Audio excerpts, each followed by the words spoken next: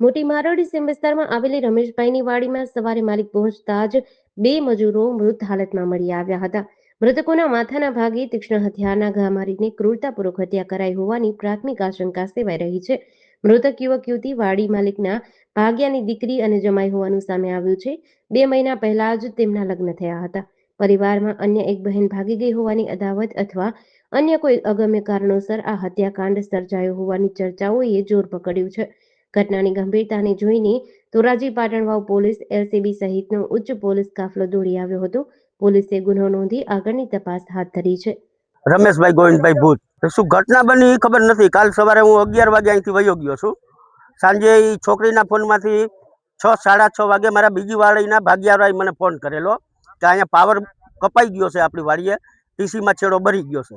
એટલે એના માટે મને ફોન આ છોકરીના મોબાઈલમાંથી મારા બીજા ભાગ્યાવાળાએ મને કરેલો. આ મોટી મરણની વીડી વિસ્તાર કહેવાય, ત્યાં બનેલી છે. મારી વાડીનું નામ કાંઈ ના હોય. મારી વાડીનું નામ રમેશભાઈ ગોવિંદભાઈ ભૂતની વાડી. કેમ ખબર પડી? હું સવારે આવ્યો ને મેં જોયું કે આ એક ખાટલા ઉપર સૂતેલ છે, એક નીચે છે, ને બેયના મોઢા માથા અને મોઢાના ભાગે ઘણું લોહી દેખાયેલું. લોહીના નિશાન એક સીડી પાસે છે, બીજે ક્યાંય મેં જોયા નથી. તમે કેને જાણ કરી? મેં મારા અહીંયા જીજાજી બાજુમાં વાવે છે ભાગ્યા, એને કરી. આજુબાજુના 2 ખેતરવાળાઓને જાણ કરી અને પછી પોલીસને જાણ કરી. મૃતકના નામ છે દુર્ગાબેન મલિયાભાઈ પરમાર અને છોકરાનું નામ છે રોહિત. બીજું નથી આવડતું. કોઈ જાતની કાંઈ માહિતી હું ના આપી શકું, કારણ કે હું એને કંઈ જાણતો જ નથી એ વિશે. જેડીસી ન્યૂઝ સાથે વિપુલ ધામેચા, ધોરાજી.